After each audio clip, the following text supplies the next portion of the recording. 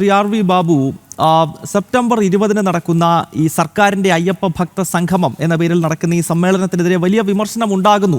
പന്തളം കൊട്ടാരം വരുന്നു, മലയരയ മഹാസഭ വരുന്നു, ഏറ്റവും ഒടുവിൽ കേരളത്തിൻ്റെ ബഹുമാനപ്പെട്ട ഹൈക്കോടതി വരെ വലിയ വിമർശനം ഈ സംഗമത്തിനെതിരെ ഉയർത്തുന്നുവെന്ന് മാത്രമല്ല, പ്രസക്തമായ ചോദ്യങ്ങൾ കൂടി ഹൈക്കോടതിയുടെ ഭാഗത്ത് നിന്ന് ഉണ്ടായിക്കഴിഞ്ഞിരിക്കുന്നു. പക്ഷേ ഇപ്പോഴും സർക്കാരും ദേവസ്വം ബോർഡും ഈ അയ്യപ്പ സംഗമവുമായി മുന്നോട്ട് പോകുകയാണ്. എങ്ങനെയാണ് ഹിന്ദു ഐക്യവേദി ഈ വിഷയത്തിൽ പ്രതികരിക്കുന്നത്?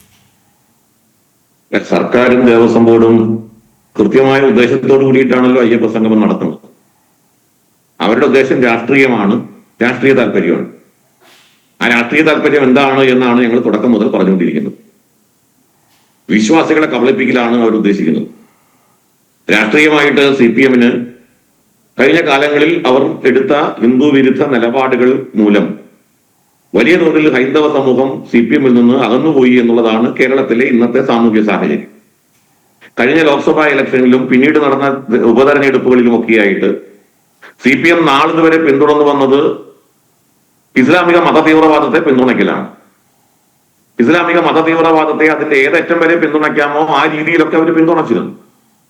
അതിനെ ഇസ്ലാമിനെ പ്രീണിപ്പിക്കാവുന്ന തരത്തിൽ, ഇസ്ലാമിക വികാരം കുത്തികളക്കുന്ന തരത്തിൽ CAA പ്രക്ഷോഭമായാലും അതിനുശേഷമുള്ള പാലസ്തീൻ അനുകൂല പ്രക്ഷോഭമായാലും അതേപോലെ ശരീഅത്തുമായി ബന്ധപ്പെട്ട പ്രശ്നങ്ങളിലും ഒക്കെ CPM എടുത്ത നിലപാട് കേരളത്തിലെ മതവർഗീയ പ്രസ്ഥാനത്തെ, മത തീവ്രവാദ പ്രസ്ഥാനങ്ങളെ പിന്തുണയ്ക്കുന്നതും അതിനോട് ചേർന്ന് നിൽക്കുന്നതുമായിരുന്നു.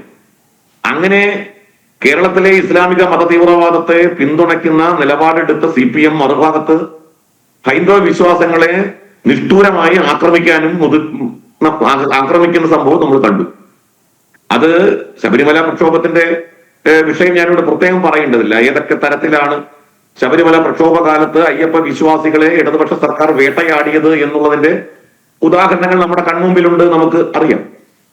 അതൊക്കെ കൂടാതെ ഏതൊക്കെ തരത്തിലാണ് ഹൈന്ദവ വിശ്വാസങ്ങളെ, അത് ഗണപതി മിത്താണെന്ന് പറയുന്നതാവാം, അല്ലെങ്കിൽ ക്ഷേത്രങ്ങളിൽ കേന്ദ്രീകരിച്ചുകൊണ്ട് CPM നടത്തിക്കൊണ്ടിരിക്കുന്ന സമഗ്ര ആധിപത്യമാകാം, ക്ഷേത്രങ്ങളെ രാഷ്ട്രീയ പ്രചരണത്തിന്റെ ആയുധമാക്കിക്കൊണ്ട് അവസരമാക്കിക്കൊണ്ട് മാറ്റിയ, ഒടുവിൽ ഹൈക്കോടതിക്ക് പോലും അതിൽ ഇടപെട്ടുകൊണ്ട് CPM-ന്റെ അത്തരം പരിപാടികൾ അനുവദിക്കരുത് എന്ന് ദേവസ്വം ബോർഡിനെ ശാസിക്കുന്ന തരത്തിലേക്കുള്ള രീതിയിലേക്ക് മാറിയതാവാം.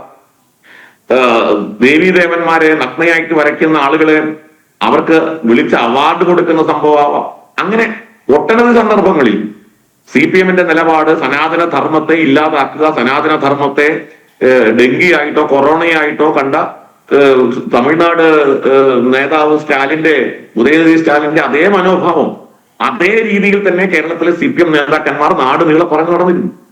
അവർ ഹൈന്ദവ ധർമ്മത്തിനെതിരായിരുന്നു, സനാതന ധർമ്മത്തിനെതിരാണ്, അവർ ഹൈന്ദവ സങ്കല്പങ്ങൾക്കും വിശ്വാസങ്ങൾക്കും എല്ലാ കാലവും എതിരായി. അപ്പോ ഇതെല്ലാം കണ്ട CPM-നകത്തെ ഹിന്ദുക്കൾ അവർ മാറി ചിന്തിച്ചു. അവര് CPM-നെ കൈയൊഴിഞ്ഞു. വലിയ തോതിൽ അവര് കേരളത്തിൽ ഹൈന്ദവ പ്രസ്ഥാനങ്ങൾക്കൊപ്പം അണിനിരന്നു. ഞാനിവിടെ ഒരു കുറെ കാലമായിട്ട് നിലനിൽക്കുന്ന ഒരു നരേറ്റീവ് ഉണ്ട് ഗൗതം.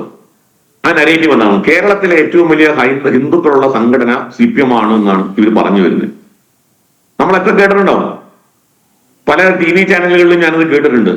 ഞാനിതാ ഇവിടെ അതങ്ങ് ചലഞ്ച് ചെയ്യുകയാണ്. ഞാൻ ചലഞ്ച് ചെയ്യുന്നത് CPM അല്ല കേരളത്തിൽ ഏറ്റവും കൂടുതൽ ഹിന്ദുക്കൾ അംഗങ്ങളായിട്ടുള്ളത് ഹൈന്ദവ സംഘടനകളാണ്, ഹിന്ദുത്വ രാഷ്ട്രീയ പ്രസ്ഥാനങ്ങളാണ് എന്ന് ഞാനിവിടെ പറയുകയാണ്. ഞാനിത് പറയാൻ കാരണം എന്താണ്? കഴിഞ്ഞ ലോക്സഭാ തെരഞ്ഞെടുപ്പിൽ ഇപ്പൊ ഇവരെ ഹിന്ദുത്വ രാഷ്ട്രീയത്തിന്റെ പാർട്ടിയായിട്ട് മുദ്ര കുത്തിയിട്ടുള്ളത് BJP ആണല്ലോ. ആ BJPക്ക് കിട്ടിയ വോട്ടിംഗ് ശതമാനം എത്രയാണ്? 19.2. NDA മുന്നണിക്ക് കിട്ടിയത് 19.2. നമുക്ക് ഒരു റൗണ്ട് ഫിഗർ ആയിട്ട് കണക്കാക്കി 20% കണക്കാക്കാം. ടോട്ടൽ കേരളത്തിൽ പോൾ ചെയ്ത ലോക്സഭാ ഇലക്ഷനിൽ പോൾ ചെയ്ത വോട്ട് 1,98,00,000 97 ലക്ഷത്തി സംതിങ് ആണ്. അത് 98 നമുക്ക് റൗണ്ട് ഫിഗർ ആണ്.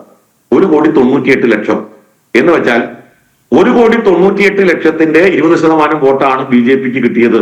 BJP ഹിന്ദുക്കൾ മാത്രം വോട്ട് ചെയ്യുന്ന പ്രസ്ഥാനമാണെന്നാണല്ലോ പറയുന്നത്.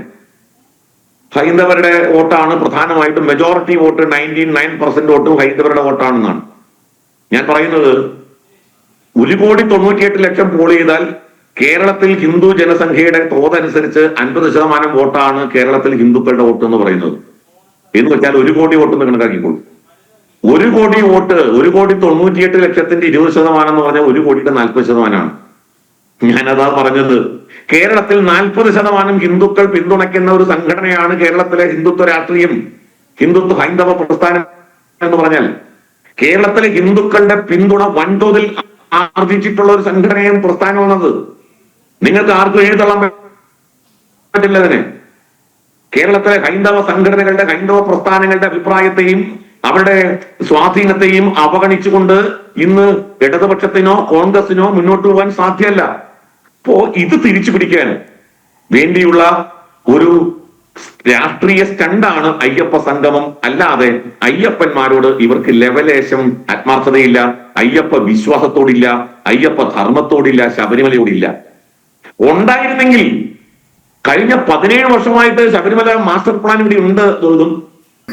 2008 കേരള ക്യാബിനറ്റ് അപ്രൂവ് ചെയ്തിട്ടുള്ളതാണ് മാസ്റ്റർ പ്ലാൻ.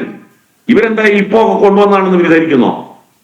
ആ മാസ്റ്റർ പ്ലാനിന് അനുവദിച്ച പണം എന്തുകൊണ്ട് ലാപ്സായി എന്ന് ഇവിടെ GV ഹരിയും പറയണം, സതീഷും പറയണം. 2008 മുതൽ ഭരിച്ചത് UDF-ഉം LDF-ഉം അല്ലേ? ഓരോ വർഷവും സർക്കാർ അനുവദിക്കുന്ന ബഡ്ജറ്റിലെ പണം എങ്ങനെ ലാപ്സായി? കേന്ദ്ര സർക്കാർ സ്വപ്നദർശൻ പദ്ധതിയിലൂടെ അനുവദിച്ച 100 കോടി രൂപയിൽ 80 കോടിയും ലാപ്സായി. പിണറായി വിജയന്റെ ഗവൺമെന്റ് 2016 മുതൽ 23 വരെ അനുവദിച്ച 220 കോടി രൂപയിൽ 140 കോടി രൂപയും ലാപ്സായി. എങ്ങനെ ലാപ്സായി? ആരാണ് അതിന് ഉത്തരം പറയേണ്ടത്? എന്നിട്ട് അയ്യപ്പന്മാരെ സംഘടിപ്പിച്ച് ഞങ്ങൾ സ്പോൺസർഷിപ്പിലൂടെ പശ്ചാത്തല സൗകര്യങ്ങൾ വികസിപ്പിക്കാൻ വേണ്ടി ആഗോള അയ്യപ്പ സംഗമം നടത്തുന്നു. സത്യത്തിൽ ഇവര് എന്താ ഉദ്ദേശിക്കുന്നത്? സ്പോൺസർഷിപ്പിലൂടെ പശ്ചാത്തല സൗകര്യം ഒരുക്കലാണോ? അയ്യപ്പന്മാരെ വിളിച്ച് അവരിൽ നിന്ന് അഭിപ്രായം സ്വരൂപിക്കലാണോ? എങ്ങനെയാണ് ഇവര് അയ്യപ്പ സംഗമം നടത്താൻ പോകുന്നത്? 3000 പേരെ സംഘടിപ്പിക്കുന്നു. 3000 പേരെയാണ് പ്രതീക്ഷിക്കുന്നത്. ഈ 3000 പേരെ എങ്ങനെ തെരഞ്ഞെടുക്കുന്നത്? 3500 പേര് രജിസ്റ്റർ ചെയ്താൽ 500 പേരെ എങ്ങനെ ഇവർ ഒഴിവാക്കുന്നത്? എന്താണ് ഇതിന്റെ പ്രയോറിറ്റൈസ് ചെയ്യുന്ന മാനദണ്ഡം? എന്താണ് പങ്കെടുക്കാനുള്ളതിന്റെ മാനദണ്ഡം? എന്താണ്? ഒരു തരത്തിലും ഒരു ഉത്തരവും ഈ ദേവസ്വം ബോർഡിനില്ല. പക്ഷെ ദേവസ്വം ബോർഡ് ചെയ്യും. ഈ അയ്യപ്പന്മാരെ മുഴുവൻ ആകർഷിച്ച് കൊണ്ടുവരാൻ ശ്രമിക്കുന്നത് എന്തിനാണെന്നറിയാം? അവിടെ ശബരിമലയിൽ വരുന്ന സമയത്ത് 3 കോടി രൂപ കൊടുക്കുന്നവന് 10 ദിവസം താമസം ഫ്രീ, ദർശനം ഫ്രീ, അവിടേക്ക് വരവ് പോക്ക് ഫ്രീ, എല്ലാ സൗകര്യം ചെയ്തു കൊടുക്കും. 1 കോടി രൂപ കൊടുക്കുന്നവന് അടുത്ത സൗകര്യം. ഇങ്ങനെ അയ്യപ്പന്മാരെ പല തട്ടിലാക്കി വിഭജിക്കും. അങ്ങേറ്റം ക്രൂരമായ നടപടി. അയ്യപ്പന്മാർ, അതായത് ശബരിമലയെ സംബന്ധിച്ചുള്ള നമ്മുടെ സങ്കല്പം എന്താ? ആ സങ്കല്പത്തിന്റെ കണക്കൽ കത്തിവെച്ച് സമദർശിത്വത്തിന്റെ, സമഭാവനയുടെ, സമത്വത്തിന്റെ കേന്ദ്രമാണ് എന്ന് പറയുന്ന ശബരിമലയിൽ കൊടുക്കുന്ന പണത്തിന്റെ തോതനുസരിച്ച് വിവേചനം ഉണ്ടാക്കുകയാണ്. ശബരിമലയെ നശിപ്പിക്കാൻ ശ്രമിക്കുകയാണ് ഇവർ. ശബരിമലയുടെ പവിത്രതയും അതിന്റെ പാരമ്പര്യവും പൈതൃകവും ക്ഷേത്രത്തിന്റെ വിശ്വാസം സംരക്ഷിക്കുകയല്ല, മറിച്ച് സാമ്പത്തികമാണ് ഈ ഒരു സംഗമത്തിന്റെ ലക്ഷ്യം എന്ന പ്രസക്തമായ ചോദ്യത്തിലേക്ക്, അല്ലെങ്കിൽ അത്തരമൊരു ചോദ്യം ചിഹ്നം ഇട്ടുകൊണ്ടാണ് ഇന്നലെ കേരള ഹൈക്കോടതി പോലും ഈ കേസ് പരിഗണിക്കുന്ന ഘട്ടത്തിൽ പ്രതികരണം കോടതിയുടെ ഭാഗത്ത് നിന്ന് പോലും ഉണ്ടായത്.